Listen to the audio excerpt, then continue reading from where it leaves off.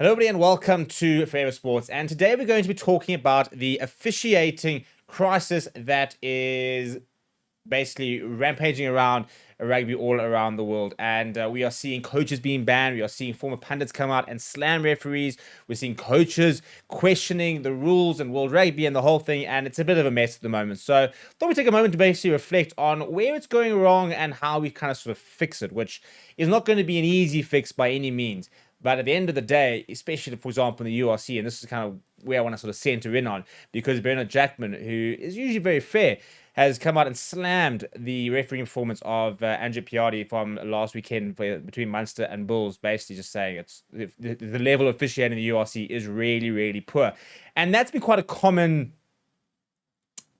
feeling amongst lots of fans, coaches, I think to a certain degree as well, is that the standard of refereeing in the URC is subpar. And we've got to find a way of improving it because it's not good enough. And at the moment, there's just no accountability as to decisions that are being made that are affecting tournaments and championships, trophies, and the likes of that, and coaching careers as well. And this is the big thing I think the coaches are frustrated about, is the fact that they are, coaches are held accountable. I think is probably the best way of saying it, for bad results and not getting the sort of log positions and trophies that they expect to do. So they are held accountable for their performances. And at the moment, there's just a feeling that referees aren't. And whilst we know that there is some sort of process that goes on behind closed doors where referees do have their games reviewed, where they do look at different sort of instances, and apparently that's where they kind of judge which referees get which games basically on performance and the likes of that. There's no transparent sort of process where we are seeing the referees are being held accountable, which is a difficult thing to get right, because you don't want to come out and sit there and say this referee is useless, this referee is performing badly, etc., because you ruin the referee's reputation and it becomes a very difficult thing to try and win back. But at the moment, there's basically a growing feeling that there is no accountability and that there is nothing happening to the refs that are making poor calls and that are affecting games, and coaches are getting sacked due to performances in games they're losing, where maybe refereeing performances have been a direct contribution to their bad run of games. And it's got to get better. It has to get better. So this is basically what Bernard Jackman said. He says, in terms of asking about whether the standard is getting worse, he said, I think it is, he said. There's really a week that I don't see something in a game, and I wonder how they missed that. He says, I feel for Piatti here because he has to trust the fourth official to look after that, in terms of basically it was a disaster because they reduced the Bulls to 40 men in the second half after they lost both their tight head props, which they then changed 15 minutes later. Also, you look at, for example, Cameron Honeycomb took a quick tap using his knee, and they then scored off it, which shouldn't have been disallowed.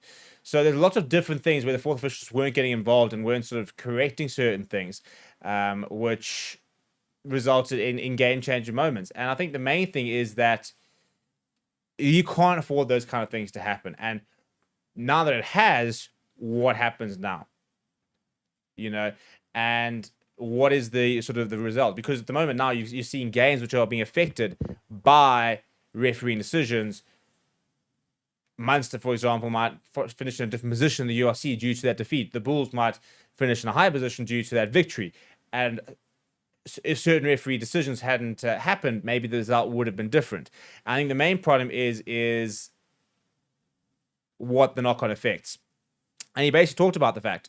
He said, in a game that type, he said, you would have to argue with 15 players. Munster potentially would have won that game. And the consequences now, if Munster doesn't make top 8, which I think they will, but to make top 4 looks incredibly difficult. That's revenue, decreasing your chance to get into semi-finals. It's horrendous. That's a good point.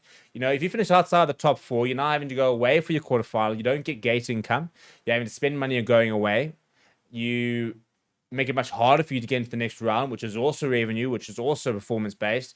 So something as silly as that could have massive knock-on effects for Munster. Now, a lot of the refereeing sort of arguments and sort of the unions will argue that, some days you'll get certain decisions, some days you won't, but basically it all evens out eventually. And that's kind of like the justification. But, it's a difficult thing to tell a coach, well, you've lost a game because of maybe a referee decision, but, one day you'll also get a referee decision that might help you. And they're going, that's too late. I might not be in a job by then. Now, this comes in the back of when Steve Diamond has been banned for 6 weeks for the profanities he showed towards referees, where he threw a couple of C-bombs at them and also told one of the fourth officials that he should retire. And he's basically come out and said there has to be accountability, that there is no accountability. And in terms of, when he reacted to his ban, he said the following. He said, as soon as anybody says something outside of their realm, they call the caravans around themselves and protect themselves regarding to the sort of referee unions.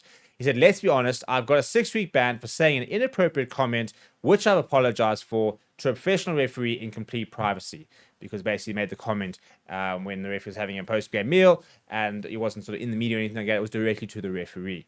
He said, we understand we have to have regulation and understand I can't say what I said. Yeah, it was quite hectic what he said and fantasy third. He said, but there's got to be some accountability. Otherwise, people keep making mistakes. I think that's the frustration at the moment.